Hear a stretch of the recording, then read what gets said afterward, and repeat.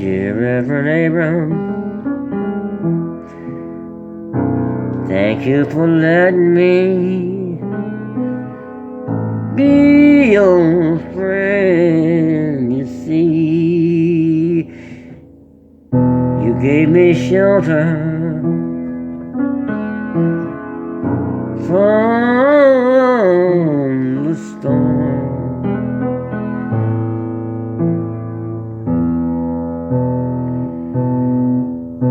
Before you were a reverend, you took a traveling stranger, yeah, and you gave me fresh cold water to drink.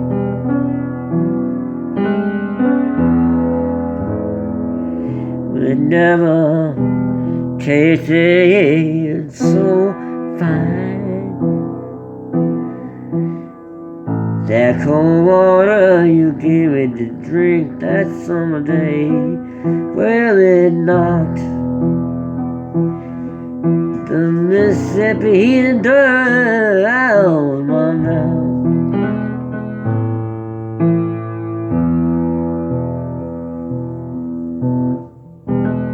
Well, you told me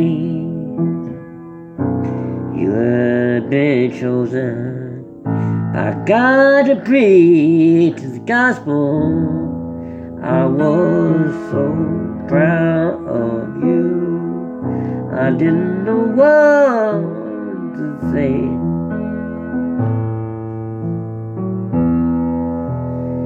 And then you showed me where it was. You rode out there in that field when the Lord said, Abram, from now on you will preach my word, and you did. Since then you haven't given up on your Lord. No matter how much pain you feel, how it's going for you,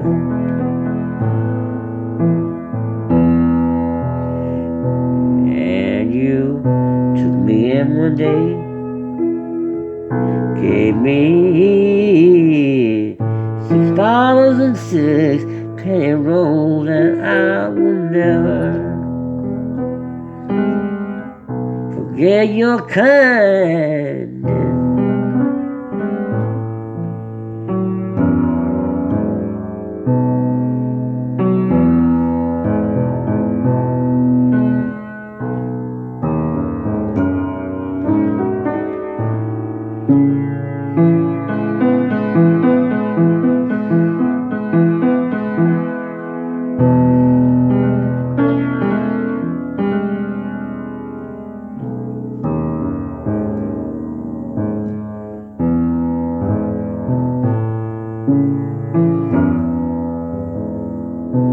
I want to let you know how proud I was to know you and your family, where you fed me and you gave me a place to sleep.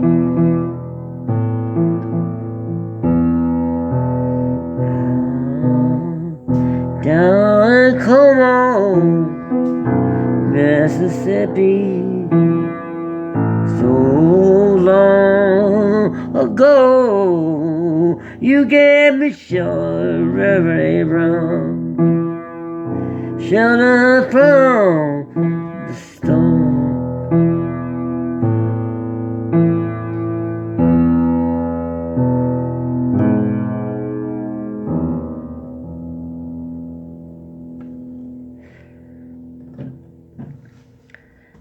I guess I should probably explain a little bit about the song, because when I was practicing it, is different than what came out. I don't know. I think that had to do with some of the words I was writing. But anyway, the reality of this is, in 1978, I went down to Mississippi to go to Mississippi Fred McDowell's wife's house. Mississippi Fred McDowell had been gone for since 1971. That was 7 years. So, but I had called up just to see if I could pass by and say hello to his wife, because I really admired Fred McDowell's music. I was a big, I loved his music, and I would always love his music, in fact, of course. And I wanted just to let Mrs. McDowell know that. But also, I got that information because I had bought a record with R.L. Burnside on one side and Joe Callicott on the other side. And Joe had passed away. I never got to meet him. Kenny Brown got to play and learn from him.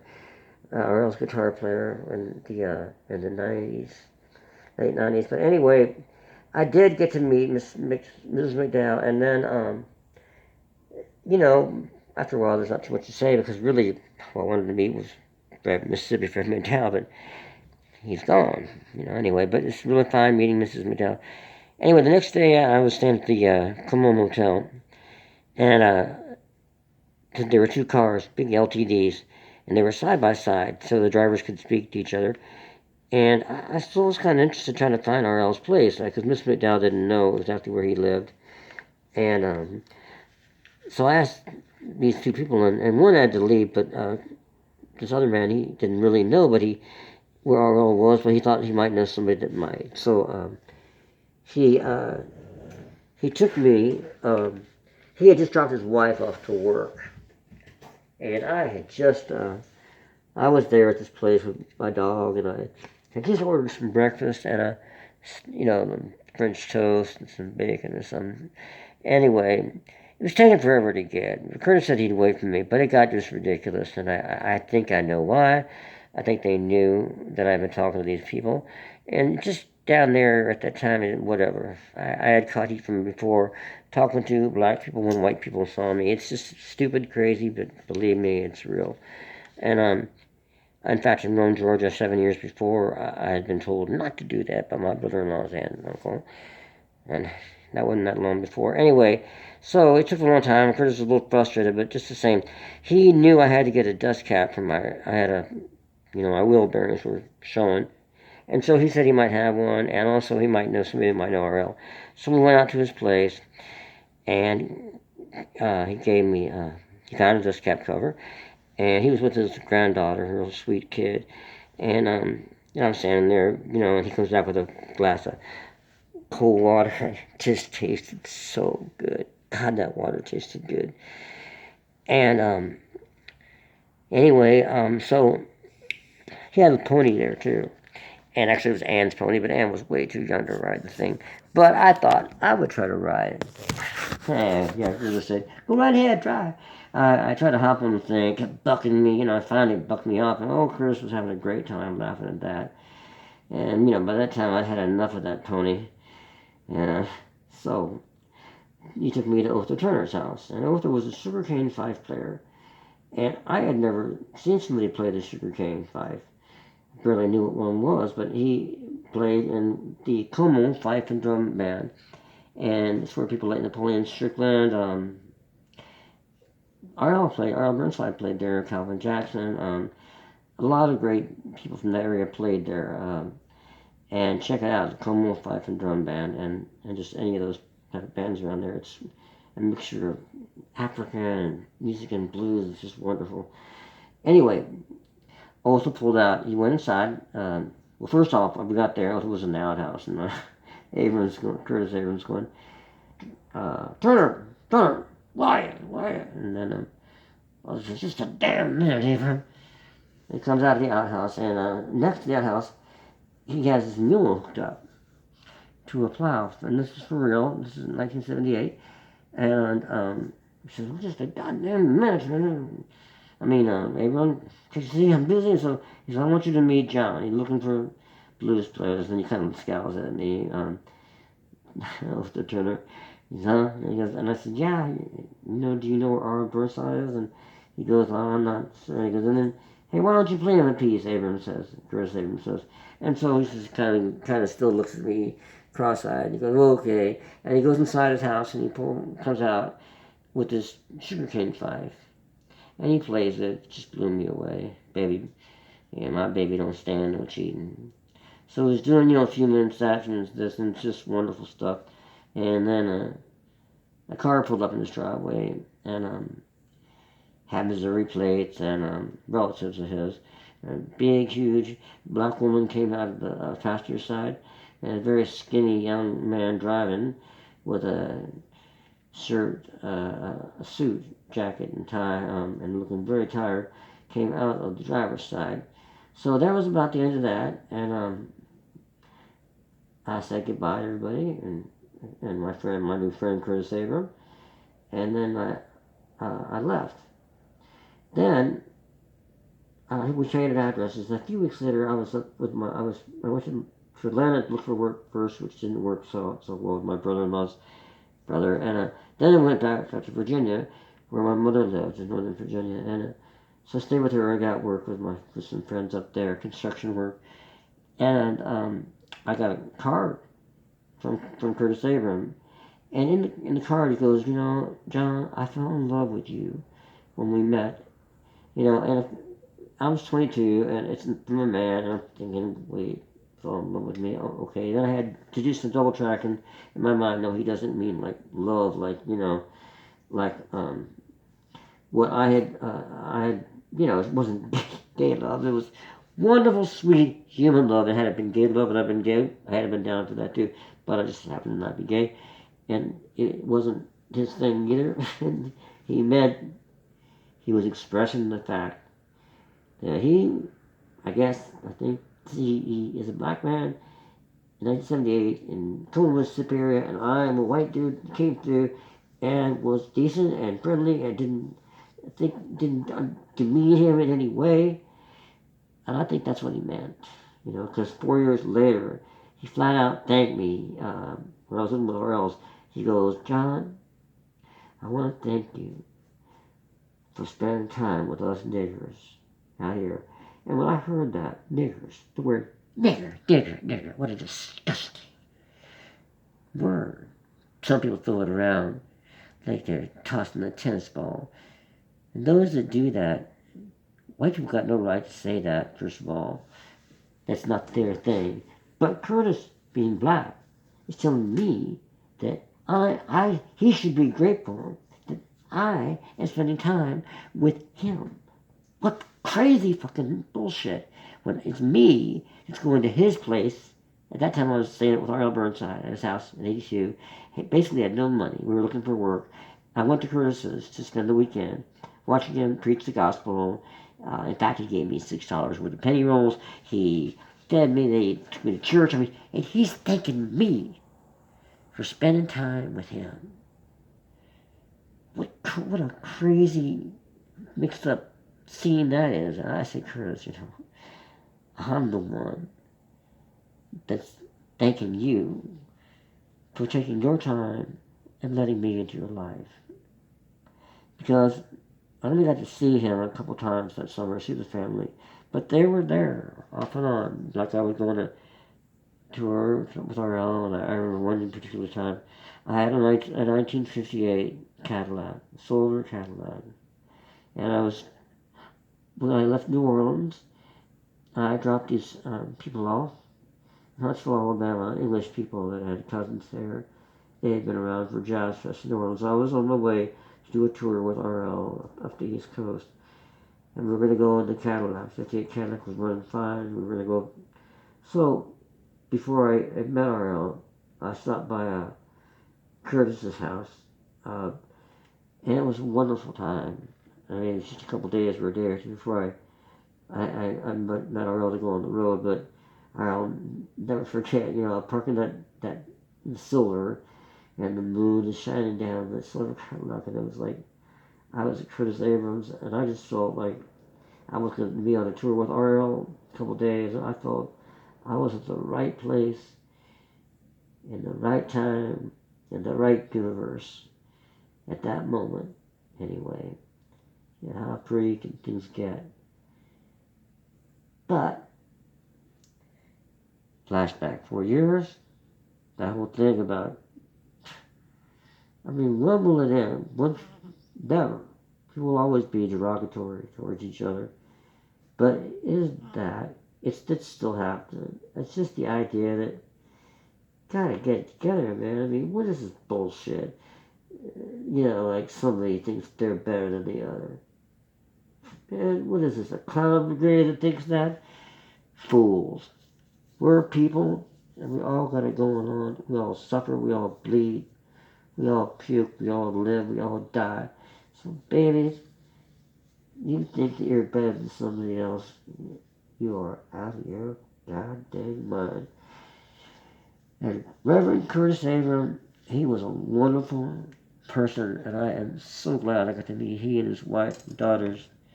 I thank God for that. Yes, he did really get the call from God in a cotton field or some field beyond his house. And I tell you, that was I first met him in '78. Then I came back a few years later in '81, and he. I finally got to meet RL then, and then I went back to tell Curtis that, and then so that time Curtis and I and Otho Turner came with us.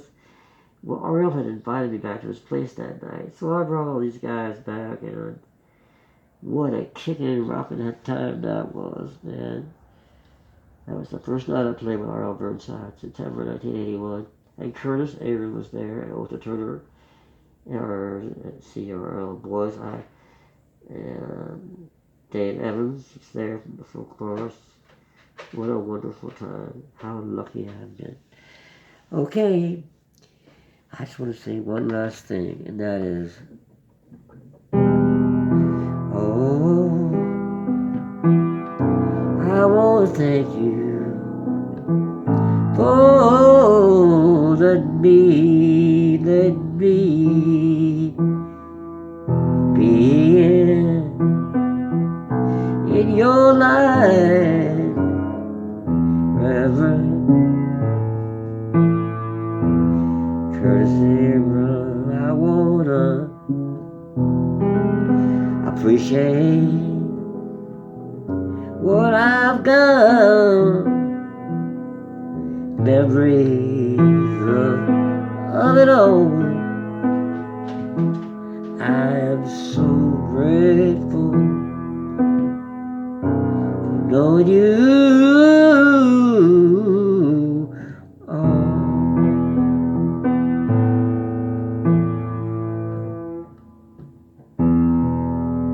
And when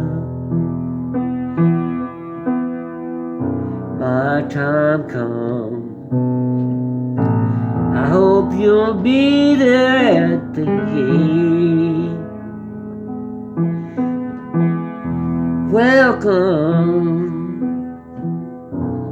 Welcome me.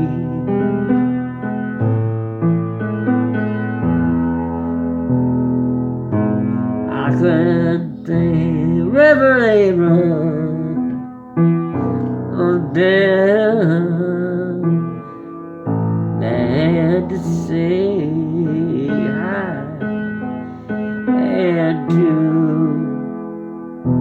welcome me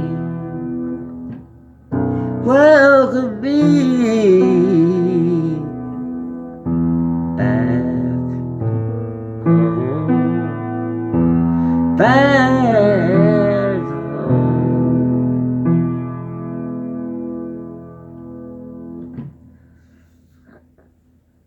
All right, y'all take care wherever you are, morning, noon, night, or day.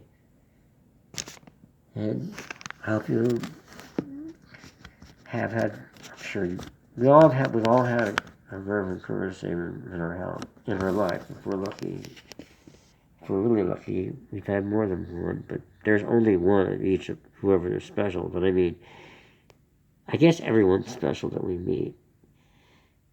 But this time, I was thinking about Reverend Curtis Abram.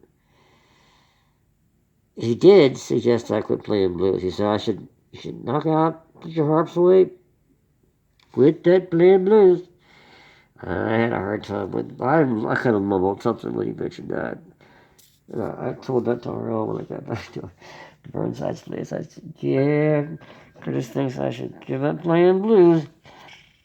You know, and rules on he's running weeds around his house to keep the snakes away around his house, excuse me, and by the woods there. And so he says, the fire, the smoke's getting high, the smoke's, he goes, I think there's a whole lot worse things than playing blues. So I looked at our helper inside. About all I could think of, the smoke and the fire was rising around him was, yep, I believe you're right. And then I left RL to keep on burning the snakes away. Mr. Burnside, he had a lot of stories to tell himself. He knew what he was talking about. All right, y'all. See you later.